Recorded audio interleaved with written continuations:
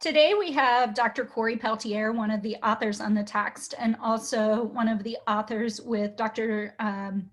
John McKenna, who's at University of Massachusetts Lowell, who worked on our meta-analysis chapter together. And Corey, I wanted to know just how did you become interested in meta-analytic work? Yeah, so I want to give John a huge shout out. He was super helpful in the chapter, and John's published a whole bunch of systematic reviews also, so be sure to find some of the ones that he's worked on. I first became interested in systematic reviews and meta-analysis during my doc program. I had a professor, I think we were the last cohort he taught at A&M, and his name was Vic Wilson, and it was just amazing. He walked through some foundational systematic reviews and meta-analyses that directly informed policy. And sometimes as researchers, we're like, oh, we basically are just really focused on maybe wanting to change one little classroom or help one school. And he was showing us evidence of researchers having major impacts on policy development. And that's when I was like, this is a powerful tool that really can help you really do a nice job summarizing the empirical evidence related to a specific topic. And as for a doc student, it was super helpful for me, like looking at some of the math intervention work and looking at some published systematic reviews and metas to get a really firm understanding of the literature base in that area, which then helped me inform future research, like primary research that I wanted to conduct. Along those lines, how do you use a meta-analysis, either that you've conducted or one that you've read, to shape your intervention work? I would say that's one of the best things that's happened is I did a rather large systematic review of single case studies focused on this one intervention. And at the end of this, one of the primary conclusions I found were all but one study had researchers implementing the intervention. So right there, it was clearly saying, okay, this thing works pretty well, right? However, we have yet to really test what happens when teachers do it, and can teachers implement this with fidelity? So the next couple single case studies I carried out, I worked on training teachers to have them implement it. And sure enough, the training and the fidelity was rather low in some of those. And I'm like, okay, I need to go back to the drawing board and how to basically improve the training of a practicing teacher to help them implement this this intervention with fidelity.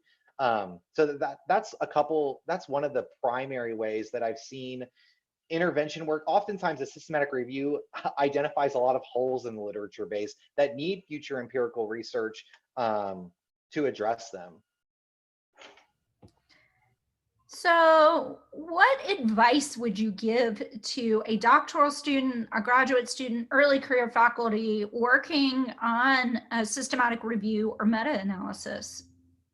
Yeah, one of the big suggestions I would have is join a team early where you're not having to lead, because there are 1,000 moving parts when you conduct one, and it's really nice to be a part of a team where you're not having to try to navigate all of that. The other suggestion I would have is definitely consult some of the updated standards. Prisma, Campbell collaboration, the Cochrane collaboration, there's a whole bunch of sets out there that basically provide guidance on what should be reported, and it basically guides all of the steps of the process. And unlike a primary study, if you're carrying out a single case design or a group design, you plan out the plan ahead of time, you go and carry it out. And if you have a major flaw in your design or something, oftentimes there's nothing you can do, right? You just have to put that in the limitations, and if the reviewers address you basically, if they address and say, this is a fatal flaw, your study's kind of shot. Versus in a systematic review, the major difference is oftentimes, because it's just you coding studies, you submit it out for review, they're going to send it right on back to you and say, hey, X, Y, and Z were wrong, go redo that. So that's one of the, if you plan it up front, a priori, and like address some of those things, you're not getting stuck in that kind of loophole of having to go back and fix. The other suggestion that I've seen, and working with some graduate students and some of my own papers, is if your systematic review is flawed, like the actual search process, you're basically summarizing a literature of articles that's not representative of the entire population.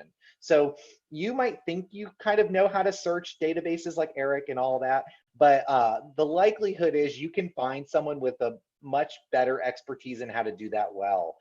So become best friends with a librarian at your university. Try to find one who has some expertise in conducting systematic reviews, and they'll be able to help you fine tune the Boolean string or the search term that you use, just to ensure that you're not getting stuck having to rerun that later when reviewers point out to you that, hey, you didn't include this key term, or you did this wrong, or you didn't search this database, then you're having to go back through that process.